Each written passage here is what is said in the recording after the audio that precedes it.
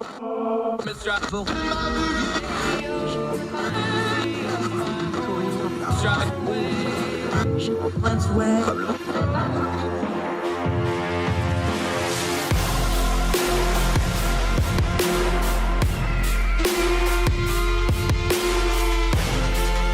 host, Andrew Donaldson. This is Heard Tell.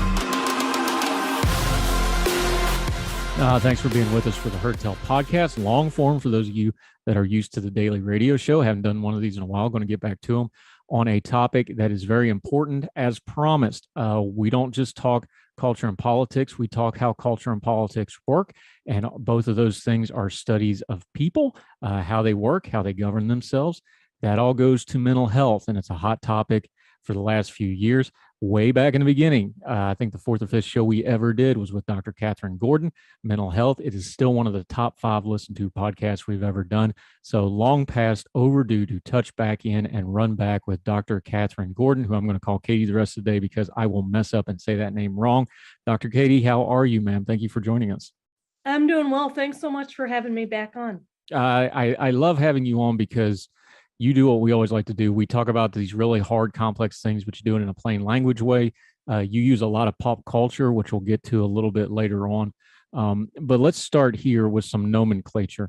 I think we blow by it and we use buzzwords a lot. So I want to make sure we don't do that because we have time to dig into it today. But when we're talking about mental health, we just say that term, but that's a wide, all-encompassing term for a whole lot of different things, isn't it? Absolutely. Yeah, I think people mean different things by it. And I think it's usually helpful in a way people contrast it to physical health, although most of us know how interconnected those things are. When we have anxiety, it certainly affects us physically. When we're feeling depressed, we can feel physically in pain or fatigued and all of those things. So mental health generally is looking at our thoughts and emotions and general well-being, satisfaction with life, our outlook on life, how we feel about ourselves and others. And we hear so much about it. We hear about removing the stigma. Where's the stigma come from? Because we know people are mean, people make fun of people, but that's not what we're really talking about with stigma, is it? Because it goes beyond just a teasing or a joking around or humor. When a mental health professional or when commentators like me are talking about we need to remove the stigma to mental health, what are they really saying there in plain language? I think that it's the shame that can come from oneself or from other people, the idea that mental health problems are things people just need to snap out of, or that it means there's something wrong with the person for struggling. I think this has improved over time. There's still more to go, but I think there's a lot more understanding of that mental health problems are not the fault of the person who is struggling with them. I think more people get that now than in the past. One thing we talked about with the COVID-19 pandemic was this is kind of a unique thing in history where pretty much everybody on the planet had to deal with the same thing at the same time. That's really unusual. And I understand there was waves and things like that, but for the most part, everybody was dealing with this at the same time. As a psychologist, as somebody that studies human behavior, I got to think that's kind of a unique event where everybody has the same stressor at the same time. That doesn't happen a lot. What have we learned from that? Because that's a heck of a control group for a scientist, isn't it? Yeah, it is really something that I would say, as I do therapy, often comes up in most of our sessions. We kind of talk about if someone was sick, if someone had to miss work, relatives that have been ill. So it's kind of, I've never had where most therapy sessions have one topic that's common across people. I think one of the things that we've learned from it is that people have responded really differently to it. Although I think most people have been stressed in one way or another, there are some people who if they have, for example, less flexibility at work or less support, they tend to be more isolated, they might be struggling more. And so I think even though it's one shared commonality, and in one way, I think that can make people feel less isolated and more connected, you can also see how different the impact is depending on individual circumstances. How much does isolation play into it? Because for a lot of people, the COVID-19 stuff that was kind of the first time a lot of them in their lives, unless they're, much older, remember like World War II or maybe the 70s gas. They don't remember things like shortages on shelf. They don't remember things like lockdowns where you're not allowed to go somewhere unless you're in like a natural disaster area. This is stressors that a lot of Americans especially just have never faced before. They're not used to stuff like that. What is it about a brand new stressor out of the clear blue sky? Just something as simple as like, no, you can't go to school. No, you can't go to the grocery store, things like this. How bad does that just mess people's minds up? Because it's just, if just starting at the lower level of, well, it's a break in routine, to this just makes people completely melt down because they just can't handle something that different. It's a great question. I think that a lot of people were feeling pretty resilient at the beginning, especially when the idea was that, okay, once we have vaccines, things are going to more or less return to normal. And I think as it's persisted, in my observation, I think it's been harder for people because they're starting to forget what does quote unquote normal mean and how long is this going to go on. And so I think that's been difficult. And while some people have gone back to seeing people as much as they did before, the reality is that there are always these extra fears of people getting sick or things spreading or just other types of impact. And it's interesting how much that changes geographically depending on where you are. In North Dakota, there aren't, in the beginning of the pandemic, there were more restrictions, capacities at restaurants, they stopped sports, things like that. And now pretty much there is none of that.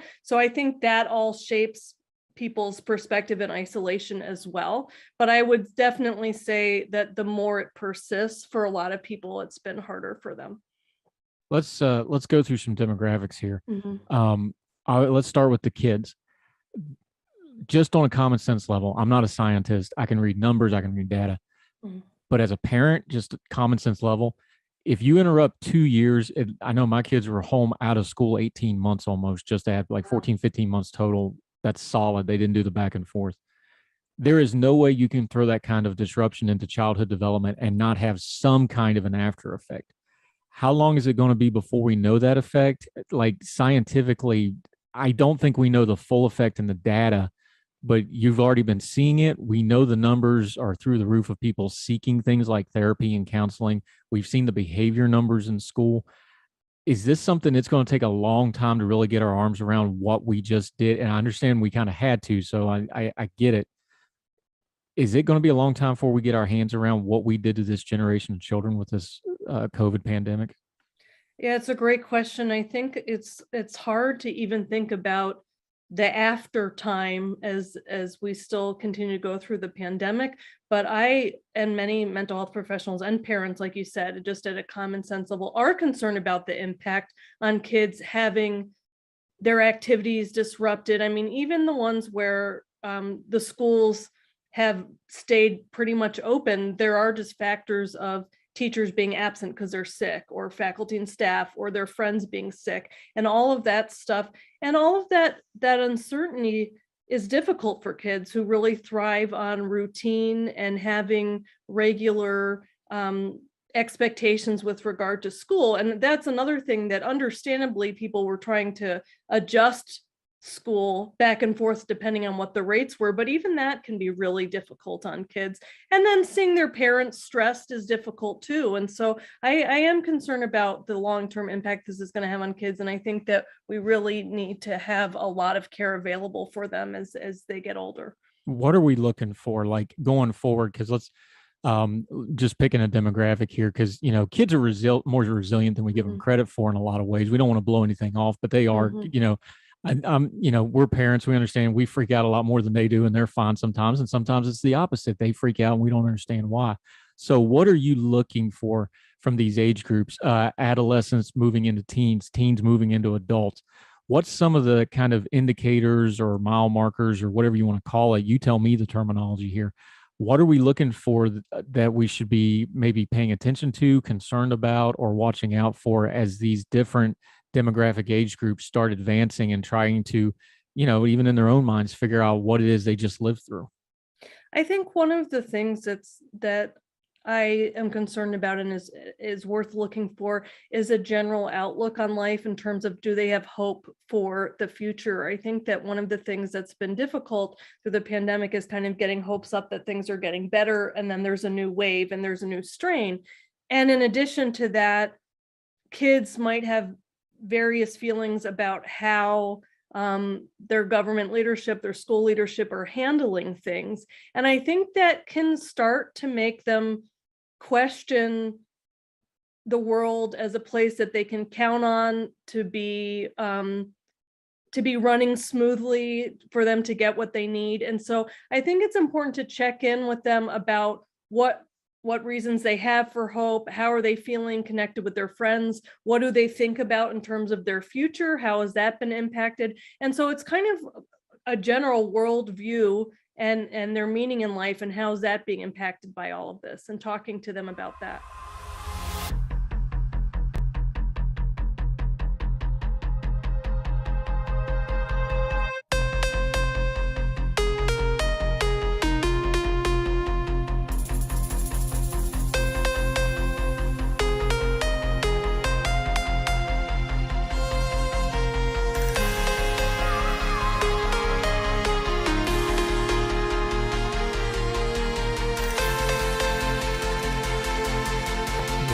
Dr. Kathryn Gordon. See, I said it right that time. Clinical psychologist. Let's go with a little bit of an older group.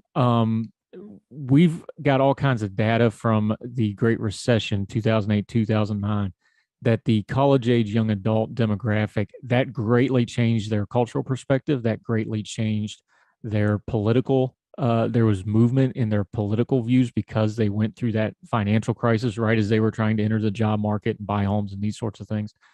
What about the college age and young adult demographic? I'm one of those. Our oldest graduated college March of 2020. That was a great time to try to get graduated out of college. What about that demographic group? Because they're adults now. They're trying to enter the workforce. They're trying to kind of find their way in the world, and they have that during their college years, which is another one of those really important developmental times.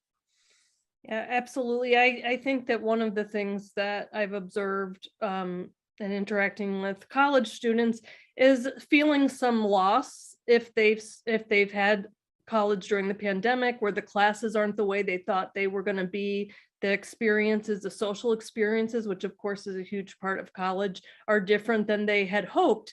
And so I think we do see higher rates of anxiety and depression and less engagement in some of the college students that are struggling.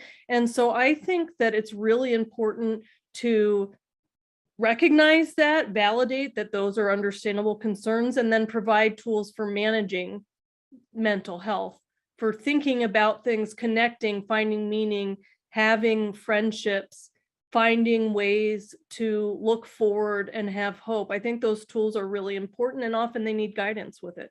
Yeah, and that age group, they're very online. They have a lot of their relationships already online. I know I noticed with my younger children, they didn't really miss a beat talking to their friends because they all talk on social media anyway, TikTok and gaming and these sorts of things. Let's talk about a demographic that does not have that. We've seen the numbers. They call it the Great Resignation. Older Americans, a lot of them during the pandemic said, heck with this, I'm going to the house. They retired early. They're not working as much. Older people are not working the part-time jobs they used to. What about the older Americans and their kind of situation? Because some of them are not as online. So it hits them even harder when you have the isolation effects like a pandemic, like uncertainty economically, things like this. What about them? Yeah, I think that for some people, resigning, that could be a good thing. Maybe they have more time to spend with their family and more time to take up with some of their hobbies. But one thing that I think is taken for granted sometimes is that we need to interact with people. We need to have relationships with people. It is essential to our health. And I think that it can kind of fall on the back burner and get ignored and lead to a lot of loneliness. So it actually takes a lot of intentional effort, especially if you're not regularly going to a workplace, you're not regularly interacting online. And so it's important to find those times to make phone calls to go to places, whatever, go to church, whatever it is, and have those activities that keep us connected to one another and not kind of let it fall as less of a priority than physical health. Yeah. And on that note, what is the issue with access? I know we talk about mental health, but we seem to have, before you even get into the services of mental health, is it the bum rush of people that are having mental health crises right now? Is it all those, we know the adolescent system is just absolutely flooded right now. Why is access such a problem right now? Because that seems like it's not even a systemic issue with healthcare that we're already talking about. You can't get an appointment if you want one. What is going on with the access to care since you brought it up?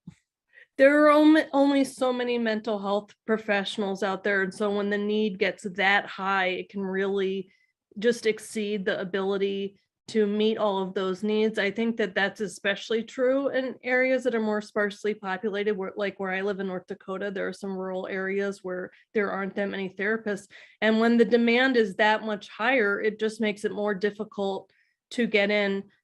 I think that this is part of the reason that it's so important to take preventative measures with mental health, so that it's not waiting until people are in a crisis to get in. And I think that that's something that some of the financial assistance, for example, especially that existed in the beginning of the pandemic, I think probably helped people's mental health early on because they had fewer stressors worrying about being able to pay for things that they need. And so that can kind of prevent it from getting to the point where many more people are in crisis and all at once trying to seek care. Yeah, talking to Dr. Katie Gordon. The one perspective on this is that the access to care issue is a professional level one. The other one is that it's a systemic one. Now I'm usually on policy problems like this, I'm usually an all of the above guy, like, hey, there's probably multiple ways we need to address this. But since you are a provider, which is the pressing need here? Is it the system isn't set up correctly, or is it we've just got to get more providers first because we don't even know how to set up a system if you're this shorthanded? I'm an all of the above person too. I think that we need more providers, but I also think that there need to be ways that make it easier for people to access mental health care. I mean, the having telehealth and video visits for therapy has been one thing that has been hugely advanced during the pandemic, more insurance coverage for video visits and phone calls, and that has helped access. So that's one example. We still need more, but that I would like to see sustained kind of permanently, because that has allowed many more people to access care. Now, talk about that in a practical way, because you are a provider. You're on that end of it. It's a calling, but it's also a business. Let's all be adults here. Almost everybody, even elderly folks now, everybody's got a cell phone. So just common sense wise, you're thinking, if you got a cell phone, you should be able to get a mental health appointment pretty quickly. What's the obstacles from the business side of it and the provider side of it? We know the insurance is Byzantine and that sort of thing, but what do you see as a provider as barriers that we can maybe work at, either regulatory wise or technology wise? Because it seems like everybody's got the technology now. Everybody's got a phone in their hand. So they should be able to get somebody on the line somewhere in the world. What's the preventatives? What's the barriers?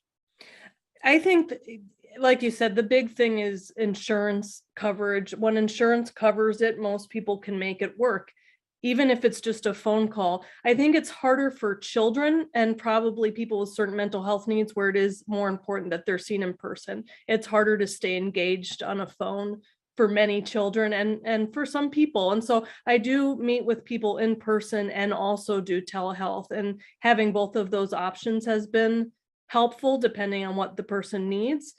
But I think that being able to pay for it has been the main thing that has come up, is being able for people to have coverage for it. That's been the big thing.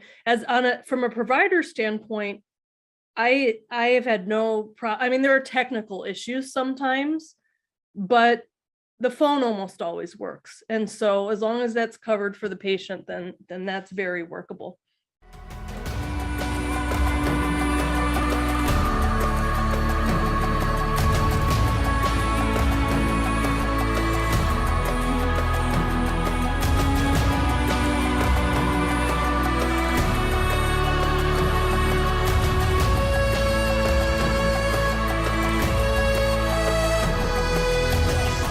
is it is and I understand there's people like on the spectrum that have trouble with that. There's children, like you mentioned, elderly people may not even a simple smartphone, they may not be technologically savvy with it. But especially when we start talking about, again, there's a spectrum of this, like crisis care, like that initial, I know we've had you on the show, you've talked about suicide, you've written a book about suicide that we'll talk about later. You talk about like, man, sometimes it just takes that 5 seconds for somebody to be able to contact somebody. It seems to me the critical care stuff of at least getting that initial, hey, we don't have anybody right now, but can you make it 2 weeks? Can you do, it seems like that could be a bridge gap here of some type of, you can call somebody somewhere and get somebody on the phone line, and it would make a huge practical and immediate difference to the mental health care crisis. I agree with that. I work in a medical setting, and so often there are nurses who can contact and just make contact, and they're wonderful. They're empathic. They can help with problem solving. They can connect with community resources, and that way people don't feel like they're alone as they wait to get into care. Yeah, and I'm a VA patient, so I know the VA, there's a lot of things the VA does bad. I bang on them all the time. One thing they did good now is your healthcare, you have secure messaging directly to your providers through the VA website now. I cannot tell you what a huge difference that is, because so often you just can't get somebody on the phone for a 30-second question. Now I can send them a message to my different care providers, and you'll at least get a response. You may not get the answer because it's still the VA, but at least you get a hold of somebody. Is that something that's going to be scalable to the medical community at large? I know there's privacy concerns and stuff, but it seems like we are not adequately using technology, especially in mental health, where there's privacy concerns, but the privacy issues with doing technology from your own home, from your own, that's an area where a lot of people mental health wise might actually be more comfortable than actually going in, isn't it? I think that's right. I think that, and the healthcare system that I work in now has my chart, which a lot of systems have. And so patients are able to securely directly message me, which is better than email. I think a lot of providers use email or other types of things like that. My chart is more secure, and security is extremely important when it comes to mental health care and private information. But I agree. I think that's been a big deal, because if patient wants to just ask me something or tell me one quick thing, I can directly receive that. And that helps, especially sometimes the way that people manage wait lists for therapy is to see people every other week instead of every week. And that way you can see more patients. So being able to have that message option in the meantime is definitely helpful. We've been talking about patient mental health a lot. How's the providers holding up? Like, we don't stop and talk about that, but we already have a shortage of them. We've seen, I know the frontline healthcare workers for, like, the ERs and things, they've gotten a lot of it. I've got to imagine the flip side of the mental health crisis is our providers have got to be stressed. They've got to be having their own mental health crises with this. How's the providers holding up? Because if we lose them, then the rest of this ain't going to matter a whole lot. So how y'all doing? Are you okay? I'm really glad you asked that. In talking to other mental health providers, I think that a lot of us many of us go to therapy ourselves to make sure that we're doing okay and that we can do our jobs, but it's also unique in that we're going through the same kind of events as our patients are during this time. And I think that can help us connect with patients, but it can also make it difficult because there's not that distance when we're talking about coping with something. There are often things that we're trying to cope with our own concerns about our children, about the long-term effects, about isolation.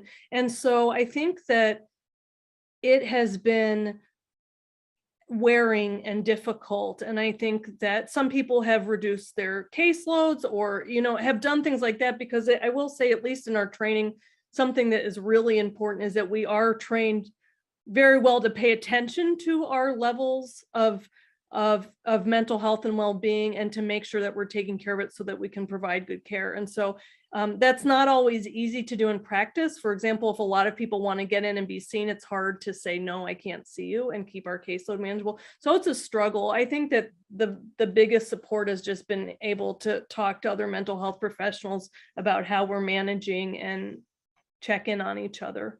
Yeah, we're talking to Dr. Katie Gordon about mental health on Hertel. Going to take a quick break. When we come back, she has written a book on suicide prevention, a workbook. When we last talked to her, it was getting ready to come out. Now it's been out, so we get to do a little bit of review how that's gone. Also going to continue to talk about the mental health care system, talk about access to care, and we'll get into one of her favorite topics, using pop culture to talk about healthcare, good examples in media. It's been a while since we talked, so hopefully she's got some new ones for us. Dr. Katie Gordon, more with her on Hertel right after this.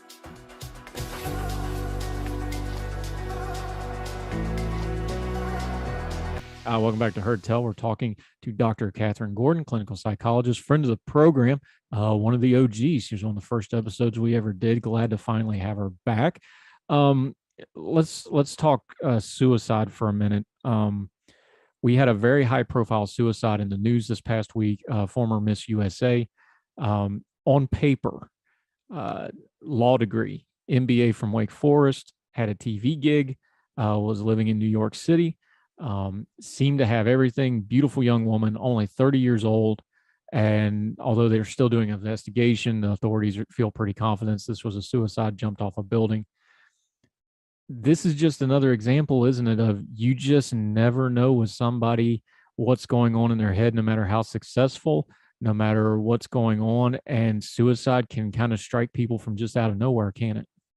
Absolutely. It is so heartbreaking. And I saw this statement by her mother who said that even as close as they were, had just recently learned how bad her depression was, that she was struggling. What do you do? I've asked you this question before, but where do you get involved with somebody? Where's the line? Because everybody's sad. We just talked about, everybody's stressed. Everybody has anxieties from COVID or work or whatever. Where do you actually start worrying about, okay, do I need to call somebody? Okay, do I need to leave this person alone? Give folks just a couple practical things, because you don't ever want to be overbearing, and people can feel intrusive doing that, especially to a loved one or a stranger. But when do you need to just kind of set aside that person's feelings and be like, okay, I need to call somebody. I need to get them seen. This person doesn't need to be left alone, that sort of thing. It's a great question. And one thing that I want to say first is that I think that sometimes when people weren't able to step in or stop someone from dying by suicide, they blame themselves. And so I'm going to give suggestions for what we can do and what we can try to do. But I also want to be clear that sometimes we just don't see it. We don't know how much someone is struggling. And sometimes we can try to intervene and we aren't able to effectively do that. So if you've had that happen, I think about this young woman's mom and her blaming herself for not seeing it. And I think it's important to recognize the limits of what we can do. That being said, we are all capable of reaching people who are open to it. And so if you see changes in someone, if you observe changes, even if they're not saying they're depressed or they're sad, but they just sound like they're feeling more hopeless, or they feel like they seems like they're not enjoying life, they're withdrawing from activities and people that they used to love, then it's always good to open up and check in with them. I'm a big proponent of being direct, asking, are you having thoughts about suicide? Are you doing okay? And the research suggests that asking directly does not plant the idea in people's head, but it can open a conversation. And the person might say, no, I'm not, but I'm struggling. Or they might say, yeah, I am, and talk about it. And so those are some of the big factors to look for. Some other things that you tend to see are that can be warning signs, although it varies depending on the person, is if they're having really disrupted sleep, they seem more agitated. So those are all things to look out for and worth checking in. In terms of when to push, if someone kind of doesn't want to talk about it, I think it's a difficult question. And one of the things that I try to think about is if I'm really worried about someone and they don't seem like they want to talk to me in particular or want me to help connect them with someone, I might think about some of their loved ones, friends, or family members who I can check in with too. Do you see this too? Are there things we might do together to help this person? I hate to even give you this question, but this is just the world we live in. When do you get the authorities involved? Like, when would you call a 911? When would you call? I know there's crisis lines as well, but all they can really do is talk to you. But obviously, if there's a physical threat or a weapon or somebody's on a ledge or something like that, but that's almost an outlier. Usually, it's way more subtle than that, isn't it? Well, I hate to just say when in doubt, call somebody and let them make the call, but that's pretty much what you're down to in these situations, isn't it?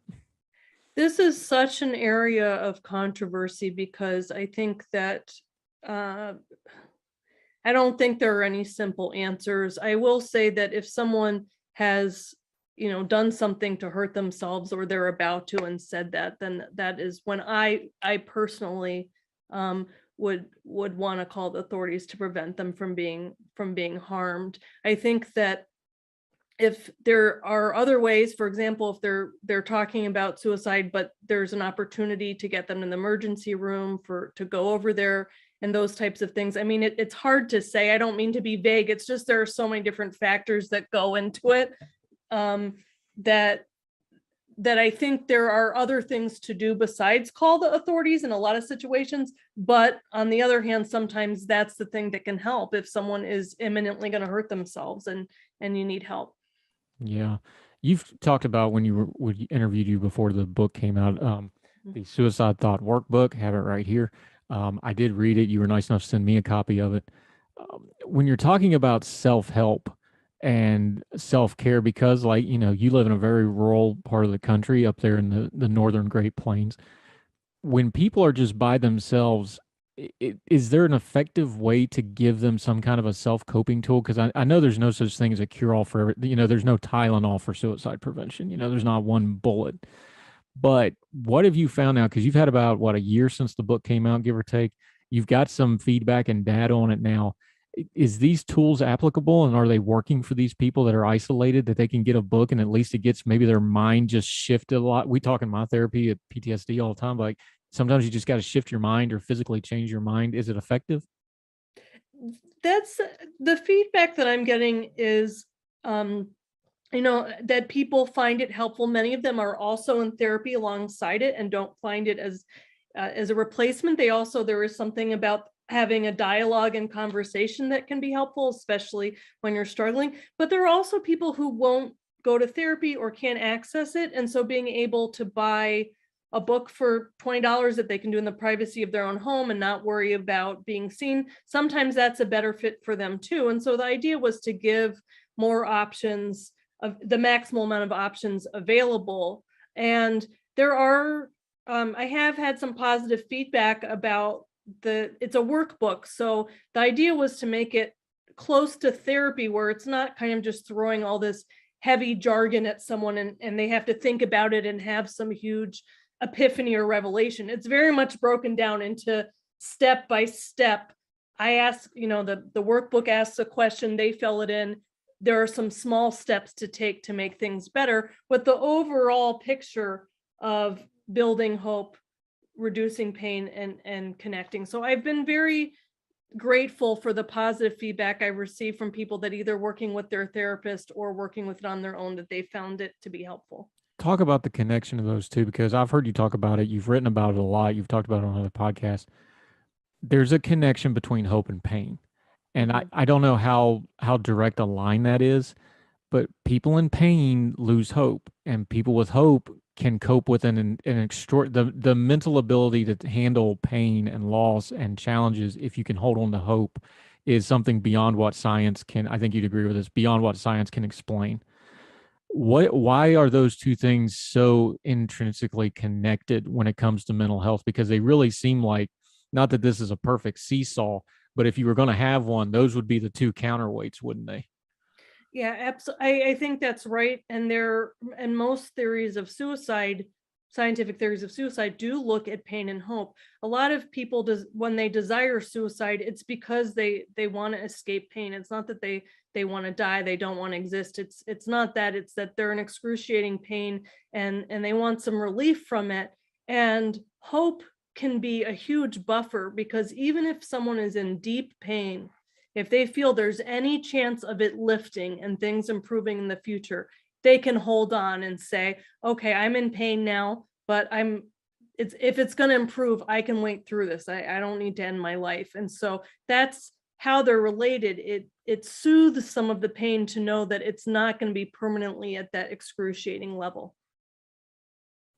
What is it about pain that just completely disrupts our, I don't even know the right term here, so you can help me, but that brain body connection, to use a real cliche term, but what is it about pain that just completely short circuits everything about our thought process and our emotions?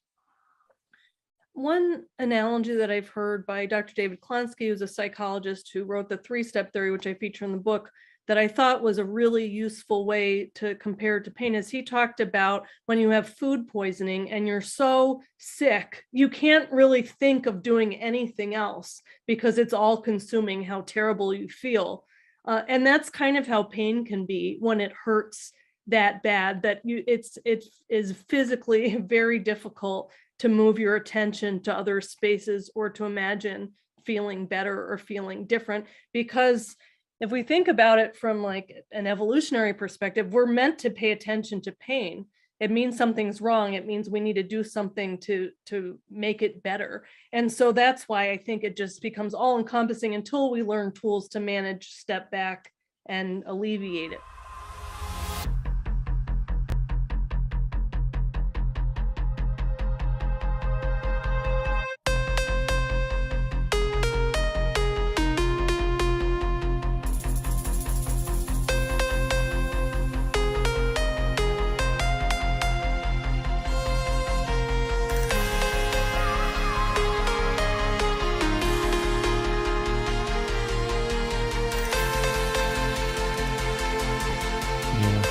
All right, let's lighten the topic up a little bit because Okay. this is always really heavy talking to Dr. Kathryn Gordon.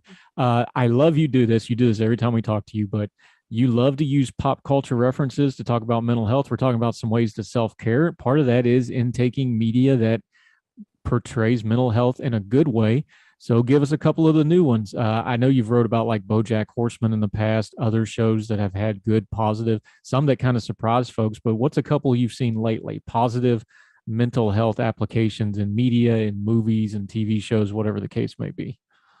The show I've been big on watching lately is Cobra Kai, and hopefully some people are still watching it. I know it gets, well, let's just say it kind of, I think after the first couple seasons, it's just the karate. Some people tire of that, but I'm still enjoying it. I think there have been some really good mental health depictions in that show. For example, Sam, who is Daniel's daughter, is attacked by Tori, and at first she has flashbacks and panic attacks as a result of that. So you see some realistic depictions of someone after they've experienced trauma, trying to avoid reminders of it, having kind of a physiological startle reaction when seeing the person, having flashbacks, and that impacting her life. So I thought that was a good depiction. I think that Johnny, as the main character, he struggles a lot with alcohol use. And I think that they managed to find a way, even though there are a lot of characteristics about him that people might not like, to find likable or sympathetic, and that you can see how he's kind of feels like a failure. And when he tries, he and doesn't live up, then he tends to turn to alcohol again. And so I think that some of the depictions in there have been pretty good.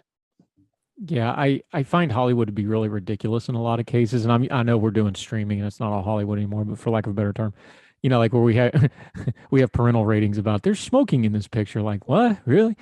But I think alcohol and to a lesser extent drug use, I think that's something that I've really seen a change in my lifetime. I'm 41. I've really seen a change in how it's portrayed in media, and there's just no way to, another one of those things you just can't split up. You can't talk mental health without people self-medicating either with alcohol or drugs, or you can even do it with your work, as I've learned. You can you can work yourself addictively like everything else. Do you see that as well, or am I accurate in that? Do you think that has gotten better in how it's portrayed?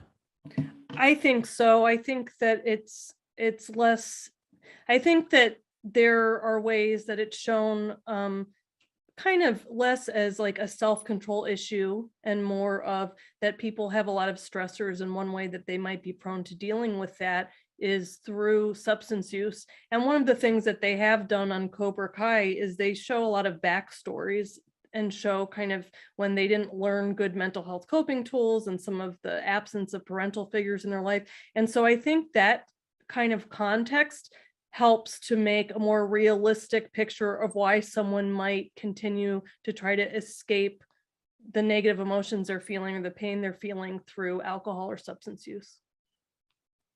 Yeah, and I don't want to give away plot lines on Cobra Kai because my kids love that show. I need it in small doses, but when they took Chris back to Vietnam, I thought that was actually I cringed when my kids said they were going to do it. I was like, uh-oh, here we go.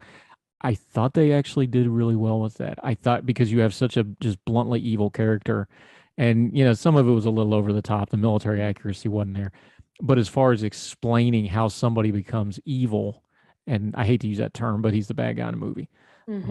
I actually thought they did pretty well with that, all things considered. Well, that's good to hear from someone with a military background, kind of that you felt that there was some accuracy to it. Yeah, I get the evil person puts you in an evil environment and you become evil to survive. That's a classic, what's the term, coping skill, I guess. But that's just human nature 101 stuff. And if you're going to tell a story like that and talk about mental health, this is all human behavior 101 stuff. And we always talk about on our show, human nature is undefeated. You just got to try to learn to get some wins where you can, right? Dr. Katie Gordon, we so appreciate talking to you. We talked about the book a little bit, so you talk about it. Tell us about the workbook. You also do other media. You do podcasting. You do some writing. We'd love to have you back at Ordinary Times anytime you want to write about Cobra Kai or anything else. Again, you got an open invitation. Let folks know where you're at, where you're writing, what you're doing. Sure. Well, you can, lately what I've been working mostly on is my podcast, which is called Psychodrama Podcast, and I co-host with another psychologist. We tend to talk about societal controversies, mental health, psychological issues, and we really try to talk about things with some care and expertise and look at different facets of the issue. And I like podcasting for that because I think that when people talk, you can kind of hear more versus, I don't know, tweet arguments or something like that. So that's the main thing I've been working on. Was that a shot at me? You kind of looked at me and said, no, not at all. I don't see you in a ton of Twitter fights, but no, I think that was praise to you for your podcast. Good recovery. Anyway, tell them about your social media and your podcast.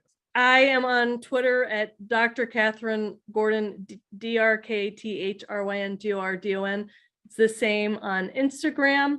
And you can listen to Psychodrama Podcast on most podcast platforms.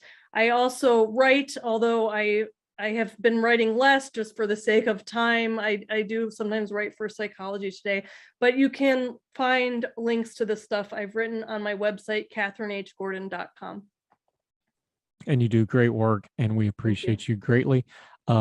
This stuff isn't going to go away, and we're not going to stop talking about it because we don't want to diagnose people, but so much of what we see in culture and politics on social media and how politics is covered, I think a lot of it, if you understand how people are thinking, how people are coping, people's mental health, I think you start explaining a lot of things that the politics don't. Because I've learned in what I've been doing the last 3 or 4 years with, politics is usually just the coat you're putting on, and your cultural tribes are kind of the coat you put on. And the stuff that's underneath it is where you can really get to the story. And you probably have big fancy scientific words for that phenomenon, but everything we do is about people. And if we study people, you've got to talk mental health. So you use the fancy scientific words for that, but that's where I'm at on it. I really appreciate our conversations. And one of the most important things to me as a psychologist and having these discussions is moving away from the big fancy words and making it accessible so that people can use it in their daily lives, that it's not just restricted to psychologists. Yep. Plus us hillbillies, we have trouble with them big words sometimes. So I appreciate that greatly. So Dr. Kathryn Gordon, who can explain it to us in an academic setting and also explain it to us like we're 5, we greatly appreciate you, ma'am. Thank you so much for your time today. Thank you for having me on. You will be back, I promise. So absolutely. Take care.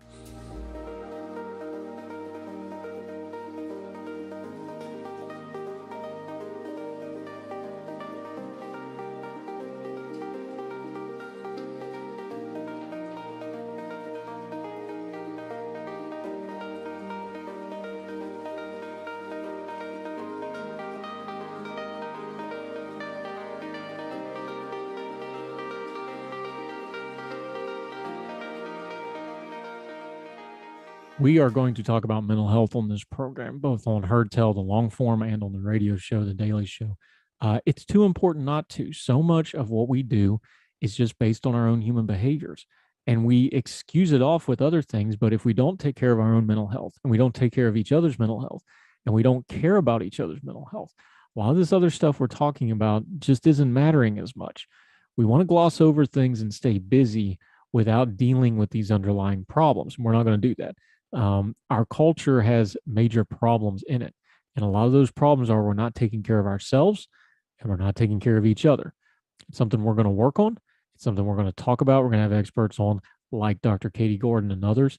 We want to give you tools to actually affect this in your own life, taking care of people around you, what to watch for, danger signs, but also positive pop culture media. The reason we talk about those TV shows and movies with her is because if you have somebody that you're having trouble getting into a mental health conversation with them, you can watch a show with them and get into it sideways that way. It makes you a nice easy, lets the show do the heavy lifting, and then all you got to do is talk to the person that you care about.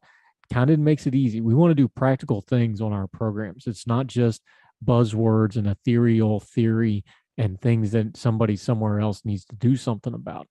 This is a practical matter that you need to practically apply to your life. It's important. We want to do that, and we'll continue to talk about it on Heard Tell. That'll do it for this episode of the Heard Tell podcast. The Heard Tell Daily Show every weekday for about an hour on the YouTube channel. If you want to watch it, all the podcasting platforms, Big Talker FM is streaming it. You can do it on their Listen Live tab on their app from the App Store. Also their Facebook page, Big Talker FM on Facebook. You can watch it there. It's on at 6 a.m. in the mornings, 3 p.m. in the evenings. We have great content every day trying to turn down the noise of the news cycle, kind of hit some of the headlines. We talk about things that matter. We don't talk about things that don't matter, and there's just caterwauling noise. We don't spend time with that because the most precious thing you give us is your time. We want to respect it. We don't want to talk about things that don't matter. We don't want to waste your time on us being silly. So we try to respect you by doing the best we can with it. We'd sure appreciate you subscribing on whatever platform works best for you. Also leave a comment and rating. We sure appreciate it. If you have something you want to convey to us, if you got a comment, an epistle, whatever it may be, you got a topic you want covered, you got a guest you think we should talk to, let us know. heardtellshow@gmail.com. You can email us at heardtellshow. On the Twitter, you can direct messages that way. My Twitter handle, 4 for the Fire, you can message me there. We'd love to hear from you. We've already done some topics on the shows based off of what listeners have asked us to cover. We'd love to do so again. Love to get your feedback. If you would do us a real big solid, though, share us on your social media. All those platforms have a share button. Let people know where they can find Heard Tell. We'll keep doing it as long as you keep listening. So happy to have these long form podcasts back up and going. We'll be digging into these issues. These will come out on the weekends, Monday through Friday. We'll see you here for the Heard Tell Daily Show with a great guest every day and the topics of the day. We appreciate you so much. Thank you. None of this works without you. We wouldn't have anybody to talk to. You're the most important part of what we do. So wherever you and yours are across the street or around the world, we hope you're well. We hope you are well fed. And we'll see you next time for Heard Tell. All the music on Heard Tell is provided under a Creative Content license from monstercat.com.